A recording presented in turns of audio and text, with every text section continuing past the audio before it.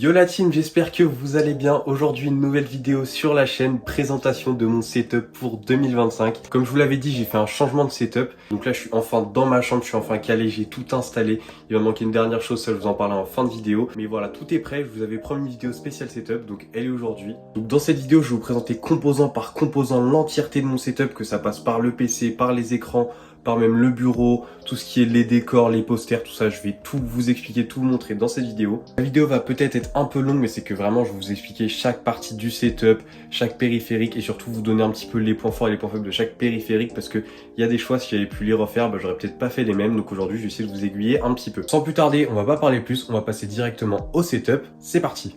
Et le setup est juste là. Voilà, le nouveau setup pour cette année. Je vous le montre, je vais vraiment vous expliquer chaque partie du setup parce que tout a été ajusté spécialement pour que je puisse bien stream, pour que je puisse bien faire de bonnes vidéos, des bons montages, également pour travailler parce que je reste lycéen à côté et également pour jouer. Pour commencer, on a la chaise qui n'est pas un composant parce que c'est une simple chaise de bureau. Elle a rien de spécial, c'est la chaise que j'avais en bas dans mon ancien setup. J'ai décidé de la monter, mais franchement, elle fait le taf, donc j'ai pas envie d'en acheter une autre, surtout que le dossier là, il bouge et c'est super agréable pour mon dos, j'adore. Le bureau, il vient de chez Ikea, alors j'ai plus la ref exacte, mais il me semble qu'il m'a coûté environ 200 € et de toute façon je vous mets toutes les références en description. Le clavier, c'est le Alloy Elite RGB de chez HyperX. Je l'ai acheté il y a beaucoup de temps, donc franchement je vous le conseillerais pas. Actuellement neuf, il doit coûter environ 120 140 €, mais clairement il est pas rentable pour le prix. Surtout que pour 2 fois moins cher, vous pouvez clairement avoir un bon équivalent de ce clavier. Juste ce qui est cool avec ce clavier, c'est qu'il y avait un pavé numérique. Avant j'en voulais un, maintenant j'en veux plus, mais bon maintenant je me dis c'est pas si grave. Et aussi au niveau de cette barre là, elle est quand même vachement pratique pour faire pause, baisser le son, juste là pardon, couper le son, changer les vidéos, voilà c'est vraiment super pratique. Et de plus le repose-poignet est plutôt pas mal, moi je l'aime bien et la sonorité est plutôt cool. Ensuite, le tapis de souris, c'est un tapis de souris de chez HyperX. C'est le Pulsefire Mat plus précisément. C'est clairement un bon tapis de souris. Voilà, moi je voulais un tapis de souris qui fasse que la souris mais qui soit assez grand, donc qui fait 40 par 40 il me semble. C'est un tapis de souris assez fin, donc votre main elle va pas s'ancrer dans le tapis quand vous allez l'utiliser. Moi c'est clairement ce que je recherchais. Et il y a un plutôt beau contrôle pour les jeux comme Valorant par exemple, c'est super pratique. Et la souris, si vous suivez la chaîne, vous la connaissez, la fameuse VXE R1 Pro Max, ça fait maintenant plusieurs mois que je joue avec et elle est toujours aussi bien. D'ailleurs je peux vous le dire, j'ai jamais besoin de la recharger. Je sais même pas si je l'ai rechargée plus de 2 fois depuis que je l'ai. En plusieurs mois, vraiment, elle a une excellente batterie. Les clics toujours aussi bons, toujours aussi confortables. Franchement, elle est super. Je pense vraiment que c'est le produit que je peux le plus recommander sur cette vidéo parce que clairement, pour 50 €, il n'y a pas mieux que cette souris en fait. Ensuite, on a les écrans. Alors d'abord, le bras d'écran, c'est un bras d'écran qui vient de chez Action. Ce bras d'écran Action, je sais pas comment il s'appelle. Il coûte 20 € et clairement pour 20 €, et il est super bien. Alors ok, on peut pas trop ajuster non plus. Là par exemple, je peux pas relever, je peux pas baisser. Et surtout, la distance entre les écrans, elle est vraiment limite. Mais franchement, il fait largement le taf pour 20 €. L'écran, je peux l'incliner, peu importe le sens. Ici, je peux beaucoup l'incliner, je peux beaucoup l'avancer. Je peux vraiment bien déplacer les écrans. C'est super pratique quand je veux vraiment bouger mes écrans parce que des fois, cet écran-là, je le rapproche, puis ensuite je l'écarte. Franchement, ils sont super pratiques ces bras d'écran, surtout que s'il y en a un qui vous saoule, vous pouvez l'enlever. Si vous avez qu'un seul écran, vous pouvez en enlever un. Donc franchement, non, ils sont super cool. Après, est-ce que sur le long terme, il va tenir ça? Je sais pas, mais en tout cas, moi, je peux vous dire que là, ça fait quelques mois que je l'ai, environ 4 mois, et j'ai aucun problème. Et donc, au niveau des écrans, celui-là, normalement, vous devez le connaître. Pareil, je l'ai présenté sur la chaîne, c'est le MSI G2412F, si je ne dis pas de bêtises. Et toujours aussi content de cet écran, vraiment des excellentes couleurs. De toute façon, je pense que là, ça se voit pas mal quand même. On voit que ici, pourtant, il n'y a aucun, enfin, c'est les deux couleurs natives du fond d'écran. Là, on voit qu'il y a un excellent contraste, les couleurs sont profondes. Là, on voit que c'est vachement grisâtre. Puis, on voit ici que les bordures, elles sont plus petites. Enfin, bref, non, franchement, cet écran, il est toujours aussi cool. Et surtout, je crois qu'il est toujours aussi intéressant en termes de prix. Donc, je continuerai à vous le conseiller. Vraiment, c'est de la qualité et il est vraiment super bien. Pour ceux qui se demandent si vous n'avez pas vu la vidéo, c'est un écran qui fait du 180 Hz, 1 ms de temps de réponse. On a une dalle IPS, de très bonnes couleurs, voilà, plein de trucs, on peut paramétrer beaucoup de choses. Et cet écran-là, c'était mon ancien écran, c'est un Samsung, j'ai pas du tout la référence, mais de toute façon, il est comme tous les écrans Samsung. C'est un 60 Hz, dalle VA, oui, c'est une dalle VA, il est incurvé. Franchement, il était cool pendant longtemps, mais au bout d'un moment, je voulais passer sur plus de FPS, donc je suis parti sur celui-là. Mais en tant qu'écran secondaire, il fait largement le taf, franchement, il est pratique, et clairement, avoir 2 écrans, ça change la vie. Au niveau du micro, il est juste là. Je voulais faire une vidéo sur ce micro, mais finalement, je me suis dit que ça n'allait pas intéresser grand monde, surtout qu'il est sorti il y a super longtemps. Mais donc, c'est le Tonor Q9 de chez Tonor et il est plutôt pratique. Je le mets là parce que tant que j'en ai pas besoin, je le laisse ici. Le bras d'écran, il est fourni avec le micro et ça, c'est super pratique aussi. Il est facile d'installation et du coup, dès que je joue, hop, je tac ça, je dévisse mes trucs, je le mets devant moi et c'est super pratique. Je peux le tourner, donc il prend vraiment pas beaucoup de place. Et pour ceux qui se demandent où est le câble, il est juste là parce que pour moi, c'est le seul défaut qu'on va avoir avec ce micro, c'est que le câble qui est donné avec, il est pas super long, donc je peux pas venir le mettre à l'arrière. puis le cacher en dessous. Non, c'est pas possible. Il doit rester ici. Je le mets derrière et dès que je veux jouer, je le récupère et je le branche. Au niveau du casque, il est juste ici. C'est le Fnatic React. Ça fait environ 2 ans que je l'ai, mais malheureusement, je ne l'utilise plus du tout. Maintenant, j'utilise mes enceintes parce qu'en fait, le casque a lâché. Enfin, il n'a pas lâché, mais maintenant, le son est devenu super bizarre. Il y a plein de problèmes. Ça fait un moment que j'ai ça. J'arrivais à le régler de temps en temps, mais là, c'est vraiment mort de chez mort. Donc, est-ce que je peux vous conseiller ce casque? Franchement, je sais pas, parce que pour les 2 ans que je l'ai eu, il était vraiment super cool. Très bon confort et surtout excellent micro. Mais ce qui m'embête, c'est que si c'est un problème récurrent sur les casques Fnatic, je pourrais pas vous le conseiller, mais c'est vraiment dommage parce que pour son prix, il était super cool. Ensuite, on va passer derrière parce que derrière, il y a pas mal de choses. Ici, il y a ma Switch. Bon, la Switch, je vais pas vous la présenter, en valeur sûre, surtout pour les Zelda. Et ensuite, on a mes enceintes, la première ici, la deuxième ici, et juste en dessous, on va voir là le caisson des basses. Et clairement, ces enceintes, elles font le taf. C'est des enceintes de chez Logitech. Alors, j'ai plus la ref exacte, ça fait longtemps que je les ai, mais elles ont un très bon son. Et ici, on a le petit truc pour changer le son, éteindre. On peut régler les basses aussi, ça c'est super cool. Non, franchement, pour leur prix, elles sont plutôt pas mal. On va également retrouver ici, hop, comme vous pouvez le voir, une carte de capture. Bon, là, je ne l'ai pas encore utilisée vu que j'ai pas encore repris le stream. Je vous en parlerai plus tard dans la vidéo. Mais du coup, voilà, je l'ai eu d'occasion, environ 30 €, il me semble. Et franchement, elle fait le taf. Ça me permet d'avoir un record en 60 FPS. Pour ma Switch, ce sera parfait quand on va reprendre. Bon, maintenant, on va passer à la partie déco. Et ensuite, pour finir, on parlera du PC. Bon, après, j'ai 2 types de décorations. J'ai les décorations qui sont pour le fond du setup. Donc, quand je vais pouvoir stream, avoir un fond plutôt correct.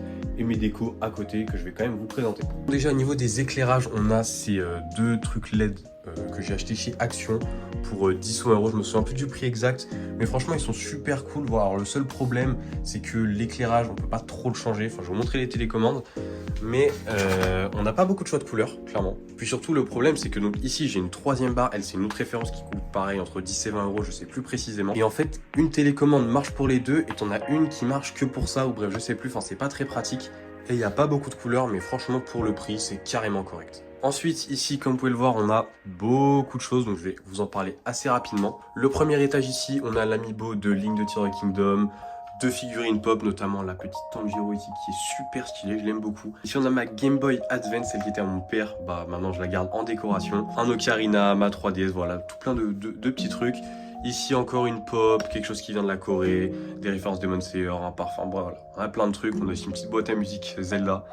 Là, on a un amiibo de Ganondorf, une figurine Pokémon, un Lego Star Wars, une boîte de AirPods, un jeu MotoGP, encore une figurine pop et encore une figurine pop. Et tout derrière, on peut voir qu'on a le petit collector de Zelda Tears of the Kingdom, le guide collector, et des petites canettes comme ça que je trouvais stylées. Ensuite on passe au poster, donc là on a le premier grand poster Zelda Breath of the Wild. Bon, comme vous pouvez le voir, il a du vécu, je l'ai depuis 2018, donc franchement c'est pas étonnant. Ensuite ici un poster Star Wars, un poster SNK, un poster Demon Slayer, un poster Zelda, encore un poster Zelda. Et après de ce côté là, on a pas mal de posters Demon Slayer, un premier, un deuxième, un troisième, un poster Zelda Majora's Mask, un poster Princess Mononoke. Il y a pas mal de posters, et donc ça c'est les 3 posters ou les 4 posters qu'on verra en fond, parce que ici on a les posters et là on a le setup. Et pour vous montrer un point de vue global de la pièce, parce qu'en fait c'est ma chambre, clairement on a mon lit qui est par terre et ici une armoire et c'est tout. J'en profite pour vous montrer, ici on a toutes les boîtes de tout mon setup. Je suis vraiment quelqu'un qui aime bien garder les boîtes, me demandez pas pourquoi, c'est un petit truc que j'aime mais je veux vraiment toutes les garder.